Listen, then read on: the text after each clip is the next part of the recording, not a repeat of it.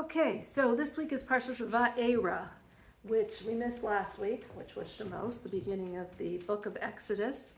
But this is the parsha that God says God is appearing to Moshe. And we ended off last week's Torah portion with Moshe complaining to God. And he's saying, Lama hareyosa la'am hazeh. Why are you doing this evil to this nation? Why are you doing so bad? You told me that you're taking them out, and then things got worse. Why are you doing this to them? And this week's parsha starts off with God saying, and I appeared to the forefathers, Abraham, Yitzchak, and Yaakov, and they didn't complain to me. And yet you, and I didn't appear to them even with my name, Havaya, with God's name, that's the holiest name. And you, I'm going to appear with this name, and yet you're complaining. So it seems like as God is kind of telling him, don't complain. But on a deeper level, God is really saying, and teaching everything, of course, in the Torah is a lesson for us. So when we see something like Moshe Rabbeinu, Moshe, our teacher, who was so holy and so connected to God, and he was a prophet that God spoke to him.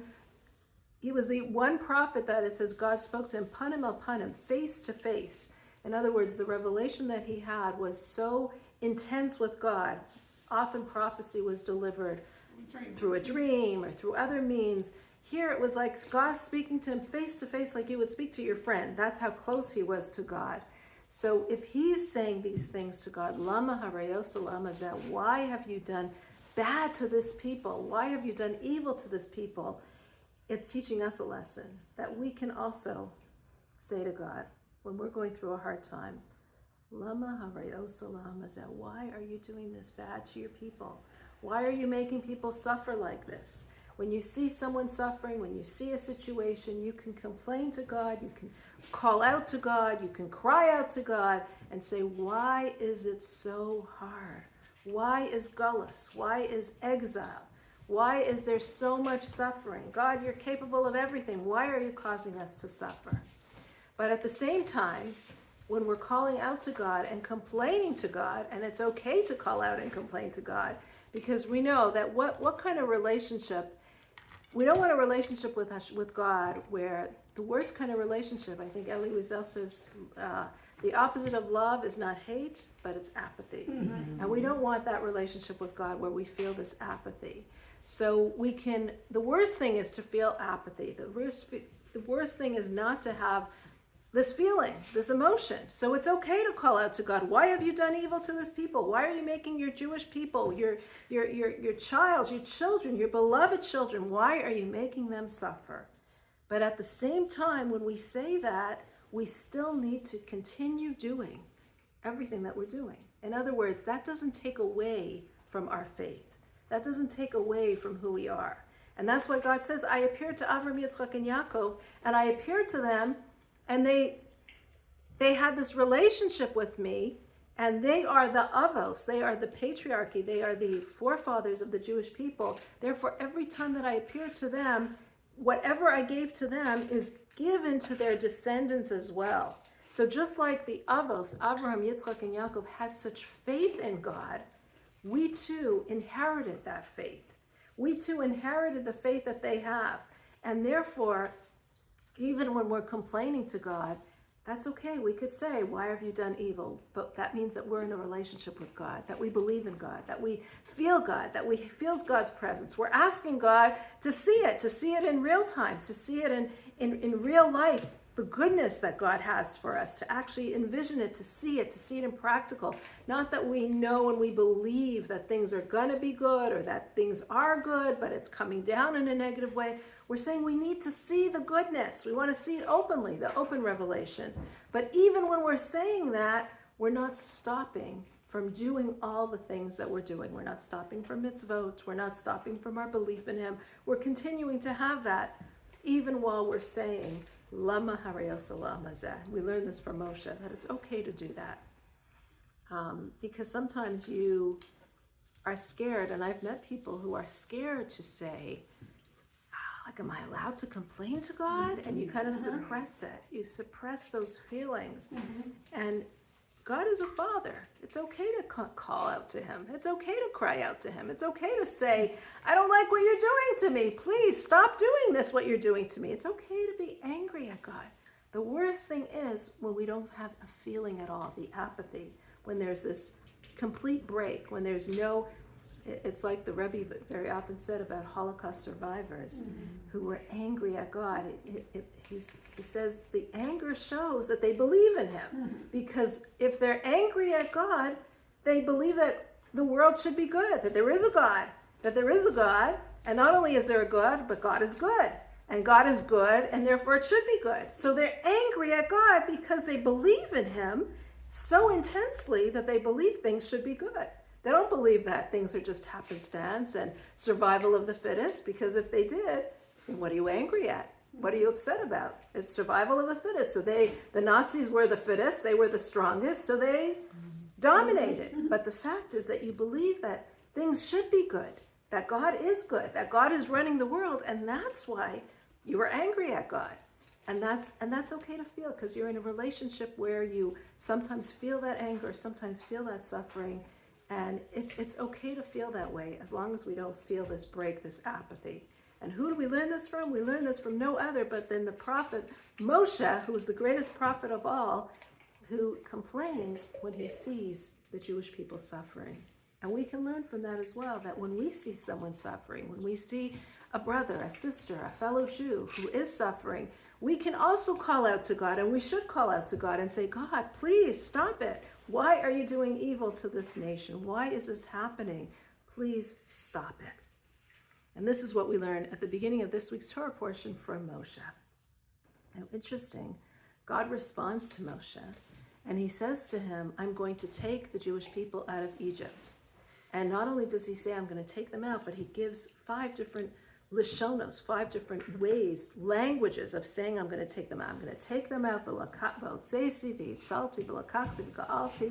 all these different ways that I'm going to bring them out. I'm going to take them out. I'm going to completely save the Jewish people and bring them out. And when God says this, he also uses the name Havaya, the holiest name of God. And he's saying this to Moshe, and saying to Moshe to tell the Jewish people. And he's even evoking the patriarchs who believed in God.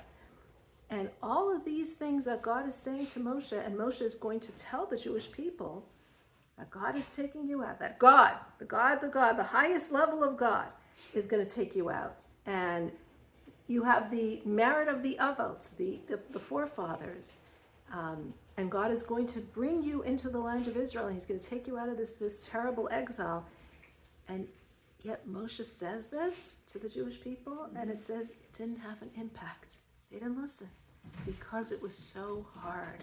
The suffering was so overwhelming that even though Moshe's promising, it's coming, God had promised it, it didn't break the exile. It didn't break that all-encompassing feeling of suffering and hardship that they went through. But what does break the suffering? Later on in this week's Torah portion, we see that there are 2 plagues in this week's the Torah portion. It continues on, but we have the first 2, which is dam, blood, and Tzfardeia, which is frogs. So those 2 we do have. And once we have the plagues, there is this breaking. There's these cracks in the Egyptian exile. There's these cracks in the suffering that they've been going through. And there's this feeling of hope that we're getting out of this. And the question to understand is why? Why is it that when Moshe talks about, and again, when Moshe's talking about the freedom, why isn't that evoking hope? And it wasn't because Moshe is not on a high level. Moshe is the highest level. He's like, it says that it's as if Shechina medaberes mitoch grono, that God is, it's almost like God is speaking from his voice when Moshe speaks. He's on such a high level. And so if God is promising that I'm taking you out and I'm bringing you out, and he's saying it in the highest manner, the holiest manner, evoking the holiest name of God, and that's not making a dent. That's not changing at all.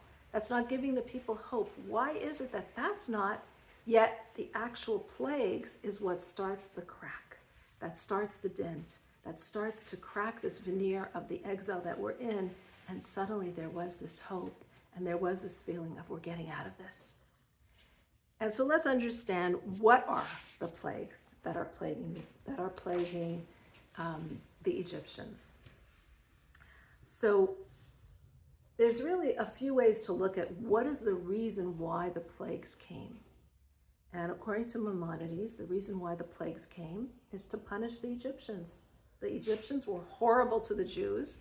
They made them suffer so terribly, so they need to be punished. And we're going through different forms of punishment, just like they made the Jews suffer so terribly. That's the first way of looking at it. Another way that another commentary, which is Sephorna, looks at it is he sees the suffering, he sees the plagues as a lesson for the Egyptians to suddenly realize that there's a God. There's a God in this world, and believe in this God. So it's a lesson for the Egyptians to see that. The Rebbe takes a third approach, and he takes the approach that the reason for the plagues was not for the Egyptians, not to punish the Egyptians. I mean, it could be that as well, but it wasn't primarily to punish the Egyptians or even to teach the Egyptians a lesson, but it was for the sake of the Jewish people, to help them get to a new level of understanding. And that is why we see that it was the plagues that actually broke the hardship, broke this tunnel of being in the Egyptian bond, and broke it, and they were able to see something, a brighter future from it. So how is this? So let's talk about the plagues. The first one we said is dam, which is blood. Now, when we talk about blood, blood is something that is warm, right? It's very warm. What were you going to say? Material. Oh, it's a material, yeah. But it's something that's warm. And it's going into the water of Egypt. It started off in the Nile of Egypt, which was their god. This was their god. It says that they didn't, unlike the land of Israel where we look up, we're constantly looking up for the rain to fall. We're constantly asking God to let the rain fall because Israel needs the rain in order for us to survive. In Egypt, they didn't look up ever. It was the Nile that came from below and irrigated the entire land. So there was never a request or asking of God or looking up to God. It was the Nile itself became like this God. It became this God. The Nile River is something that is cold. Water is cold. It's moist and it's cold. Coldness represents the opposite of holiness. Coldness represents this apathy that we were just talking about. This coldness to religion means you're just cold to it. You're not warm, enthusiastic, excited about it. You're just cold. You're cold to everything. So to get out of Egypt, and again, when we talk about Egypt, we're not only talking about the Jewish people in Egypt then, but we have a mitzvah of every single day looking at ourselves as if we got out of Egypt. It says every day we have 6 different remembrances that we're supposed to remember, and one of them is Leman Tiskor Es Yom Tzeischa Me'eretz Mitzrayim. You should remember the day that you left Egypt, and you should feel like this is you today. You're getting out of it. What does that mean? That means that in all of our lives we have some Mitzrayim. Mitzrayim means constriction, restraints, limitations. We all face these limitations in our lives, emotional limitations, psychological limitations, physical limitations, spiritual limitations. We all have these limitations and restraints in our lives. And the idea of Mitzrayim is we're being held back. We're being limited. We're being held back from what we could be doing, from what we could be achieving. Whether it be physically, emotionally, spiritually, we're being held back. And we all want to get out of Egypt. We want to find the greatest potential that we have, use our greatest potential, find our closeness to God, find our emotional wholeness, find our physical freedom. We all want that. But something is holding us back, whether it be circumstances or whether it be our own framework and frame of mind, or whether our own situation, it's holding us back from reaching this freedom that we're all desiring. How do we break out of this freedom? So the first step that we're told is you need to have this dam, this warmth, this vitality. Blood is warmth. blood is life. Blood is vitality. And what is the blood filling? It's filling the Nile, which is this coldness, this apathy, this indifference, this Nile River that became the god of the Egyptian. What are we taking this coldness to God? And we're saying, no, we have to fill our lives with enthusiasm, with passion, with vitality, with this warmth, with this passion for serving God, for doing spiritual things, for being alive. And that's the idea of the Dam, breaking out of Egypt through this warmth, through this passion, through this excitement. Now, there are usually two things that can hold us back from spirituality and from a closeness to God. The first thing is what we just said, indifference. We're cold to it. I'm cold to religion, I'm cold to spirituality, I'm cold to a connection to God. I just feel this indifference and I'm cold to it all. I'm not interested in it all. This coldness. The second thing that could stop us from having a connection to God is a warmth, is an enthusiasm, but enthusiasm for the wrong things.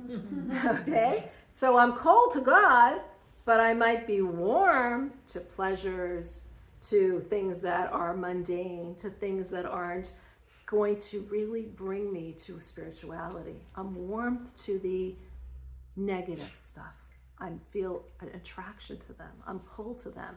It's calling my name. I'm feeling that connection and that warmth with those things that are bad things that are taking me away from God. So the first plague was blood, which gave warmth and passion. It warmed up that cold indifference that we're feeling to spirituality. And the second plague is frogs. So what's frogs? Frogs, it says, are actually warm. They're warm, but they like these cold waters. They like to be in the cold waters. But they themselves are warm creatured animals. And interestingly, these frogs, which are the warm creatured animals, but like the cold, they came. Where did the frogs come from? The frogs came from the water. It says they'll come out of the water and swarm all over the land. That's what God says when Moshe when Aaron hits the water, he says, "Let the frogs come out and swarm all over." So the frogs are warm-bodied animals, but they like the cold. And yet it says that these frogs that really like the cold, what do? They had such fear of God, they had such dedication to God that they spread all over Egypt. So much so it says that they jumped into the ovens, the kneading bowls and the ovens. They jumped into it because this is what was God's will. So the frogs, who are these warm-bodied creatures, are in the water. They like the cold.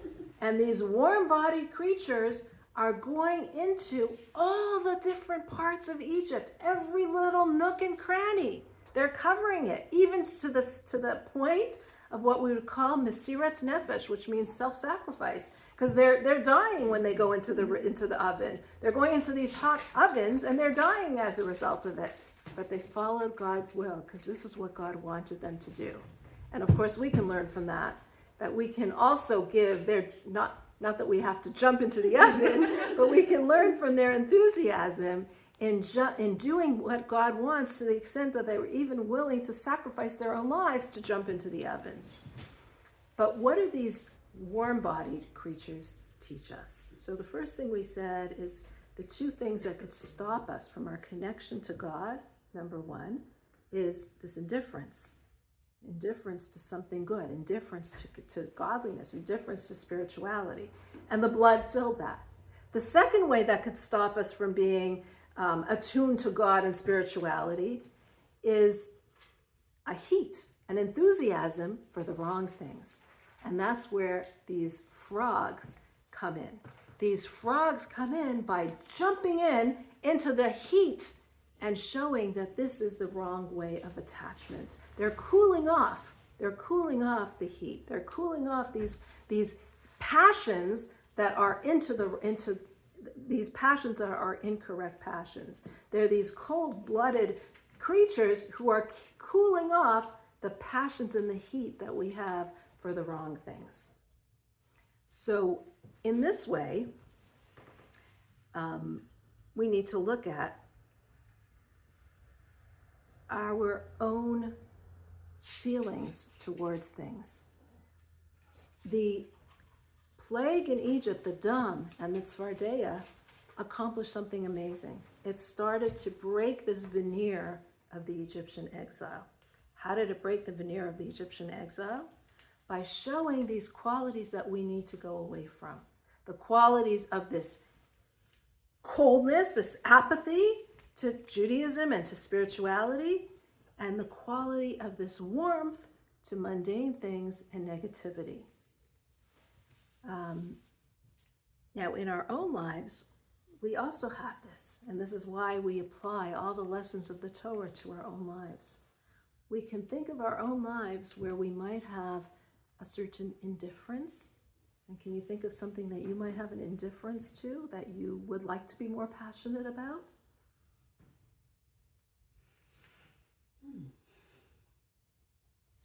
Well, sometimes when I daven. An indifference when we pray, absolutely. It's not so much indifference, but It's like wandering. sometimes you have to run. You want to get it done. You want to get more passionate about it, so it is this indifference. And so Right, you're you just want to just get it over with. Let's just get it over with. This lack of passion, this lack of heat, this lack of vitality, this lack of enthusiasm. Because if we were really enthusiastic, we would say the words more carefully. We would apply it more. We would really feel that connection when we're doing it. It's Shabbos. Huh? Shabbos for me. Shabbos, in what way? Like I feel like, I don't know, sometimes I'm just like, I feel trapped in Shabbos. Like Right. I want to feel more connected to it. Absolutely. You might feel like a resentment to something holy. You know, what do I have to do this for? You're not feeling the passion and the excitement of Shabbos, of the day of Shabbos, the holiness of the day. So, you know, we need to get into that holiness and into that excitement, because otherwise it could feel very mundane and very boring and unholy, 100%. So these are examples of how we can feel this coldness when we should be feeling this warmth. This is where we need to feel that dam, that blood, that vitality and that passion and enthusiasm. Can you think of any examples where, to the contrary, we need to feel the cold-blooded frogs? We need to cool down our enthusiasm or our passion because it's directed to something either mundane or actually negative. Can you think of anything that you have a passion for that you'd rather have less of a passion for? I think for me, my passion is for my work in a way, or learning and the dance and the things that I want. And because of Shabbos, because of other things, there's a pull because I love Shabbos, but then I'm pulled away because of my passion.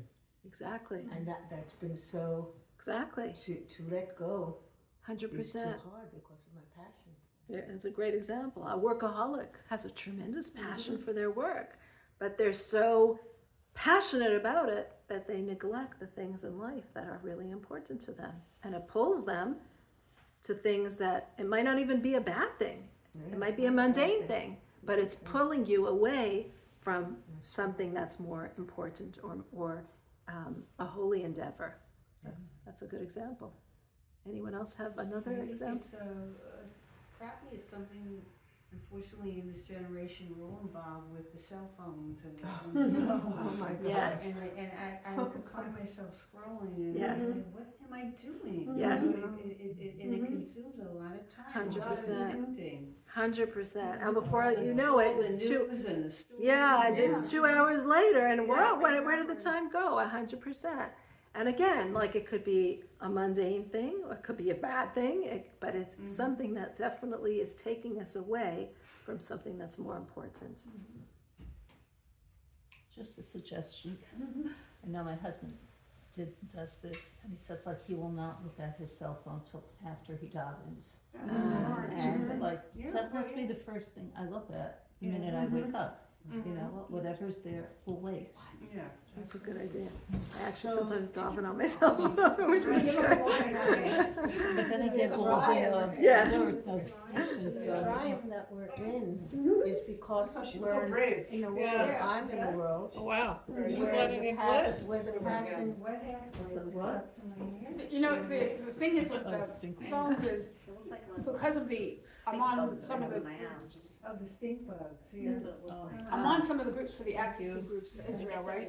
And because we get a lot, and there's a lot of, I'm on research and emails, so I have to be on the phone, I've gotta see what's, you know, cause I get assignments to get all these emails or whatever, so, and I do at times though, but I know when I start constantly reading, you know, what we're fighting and sign for this and sign for this, and, you know, for every one win, we have 3 more, you know, it does really start to take its effect, you know, and I do start to, then I just, I'm like, I can't, I'm just, you know, I'm just done, I just, Right. yeah, I do see that that's an issue, but and another way, I'm like so pulled to it, because I wanna do what I can do to help, Right. and it just, So, and that's a very good example where you're actually doing something positive, but it's not positive because you're not able to help. You know, Right. you're not able to do anything. It's just dragging you down. yeah. And here you're spending your time, and you could even convince yourself, but I'm doing something positive. Exactly, You know, exactly. and very often, like our passion or something that we're working on,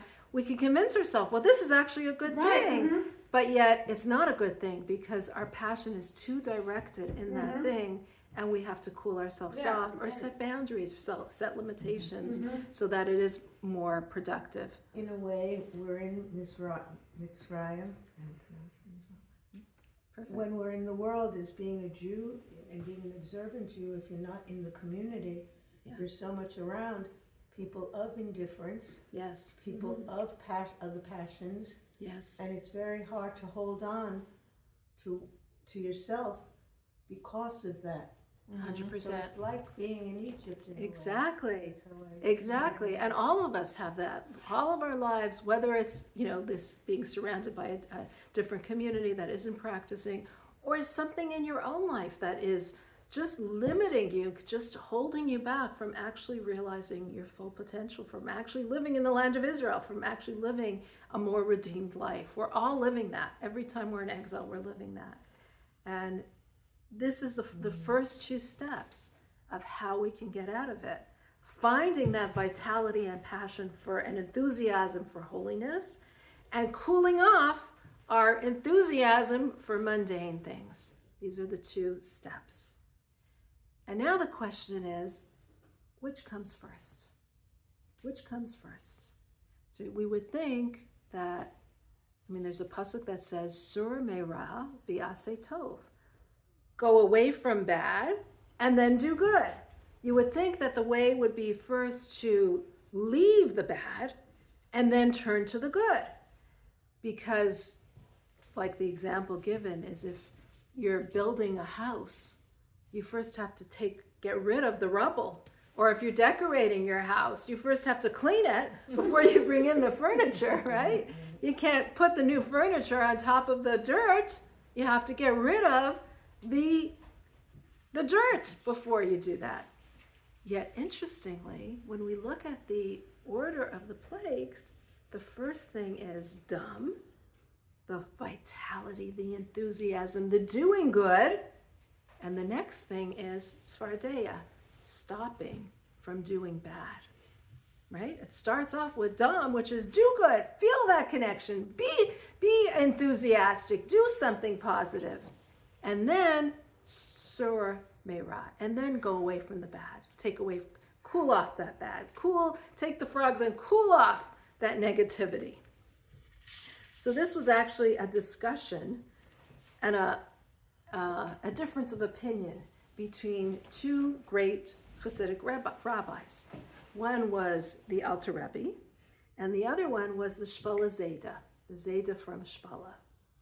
And the Alter Rebbe said, we have to just focus on doing good. Focus on doing good. Do more good, and the more you focus on doing good, the negativity will subside. As one of the Hasidic rabbis said, the Rebbe of Kutz said, I want my Hasidim to be so busy doing good that they have no time to do bad. And imagine that you're so busy doing, and I love that, you're so busy doing good, you don't even have time to do anything bad. And not only that, but then once you're so busy doing good, the pull to do bad subsides and it's no longer there. So if you're so busy with a passion and vitality and enthusiasm for doing good, the negativity just, you're no longer interested in it. On the other hand, the Shpola Zeta said, well, it says sur meira, get rid of the bad, and then vase tov. Get rid of the bad and then do good. Just like we said, clean out your house before bringing in the furniture. But we see with the plagues that really, what are we supposed to try to do?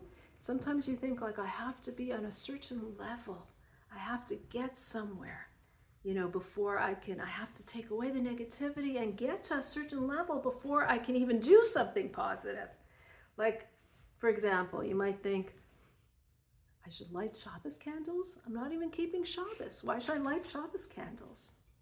And the Rebbe taught us, light Shabbos candles. Even if you only keep it for 5 minutes and you afterwards are not keeping Shabbat, light the Shabbat candles.